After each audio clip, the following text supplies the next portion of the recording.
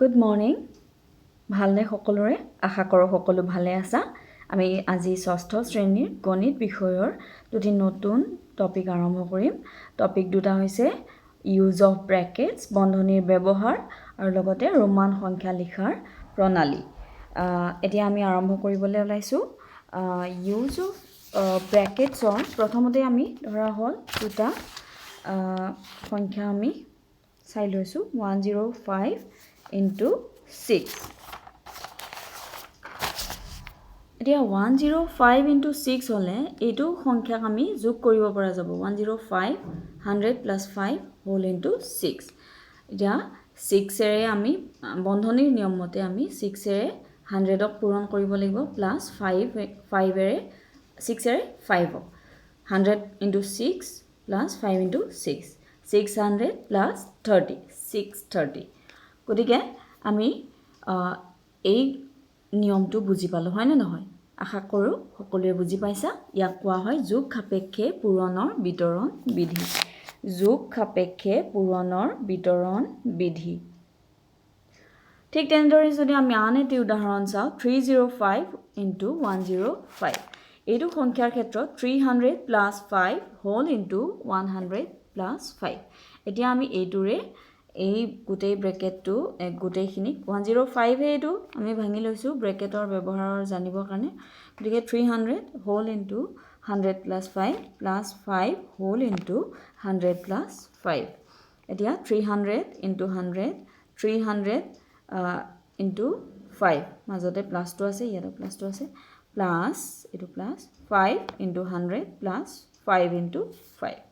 এতিয়া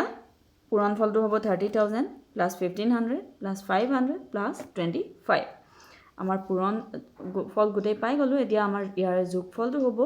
পাতি লৈছো আমি ধুনিয়াকে ইয়াৰে 25 পাছে পাছে দহৰ শূন্য হাতত 1 থাকিল 1 1 2 আৰু 3 32025 এতিয়া আশা ৰাখিছো তোমালোকে বন্ধনীৰ ব্যৱহাৰৰ বিষয়ে ধুনিয়াকৈ বুজি পাইছা এতিয়া আমি ৰোমান সংখ্যা লিখাৰ প্ৰণালী বিষয়ে আলোচনা কৰিম ইয়াৰ বাবে আমি দুখন তালিকাৰ বিষয়ে জানিব লাগিব একক ৰোমান সংখ্যাত এনেদৰে লিখা হয় 2 এনেদৰে 3 এনেদৰে 4 এনেদৰে 5 6 7 8 9 10 50ক L 100ক C 500ক D 1000ক M এই দুয়োখন তালিকা সকলোৱে মনত ৰাখিব লাগিব তালিকা কেইখন লিখি মোক দেখুৱাবা সকলোৱে ইয়াৰে দুটামান নিয়ম আছে এই প্ৰণালীত ব্যৱহৃত নিয়মবোৰ কোনো এটা প্ৰতীক 3 বাৰতকৈ অধিক পুনৰাবৃত্তি নঘটে 3 বাৰতকৈ অধিক পুনৰাবৃত্তি নঘটে ইয়াতে আমি দেখা পাইছো এই 3 লৈকে আহিছে তাৰ পিছত অহা নাই কিন্তু V L আৰু D V5 L 50 আৰু D 500 এইকেইটাৰ কেতিয়াও পুনৰাবৃত্তি নহয় একোটা প্ৰতীক যিমান বাৰ পুনৰাবৃত্তি হয় সিমান বাৰ তাৰ মান যোগ হয় 1 plus 1 plus 1 3 1 plus 1 plus 1 3 x 10 plus 10 20 আশা ৰাখিছো তোমালোকে ৰোমান সংখ্যা লিখাৰ প্ৰণালীৰ এই তালিকা দুখন বুজি পাইছা আৰু তোমালোকে এই তালিকা দুখন ধুনিয়াকৈ লিখি পেলাই মনত ৰাখিবলৈ যত্ন কৰিবা নহয় মনত ৰাখিবাই এতিয়া আমি ইউজ অফ ব্ৰেকেটছৰ এটি উদাহৰণলৈকে আহিছো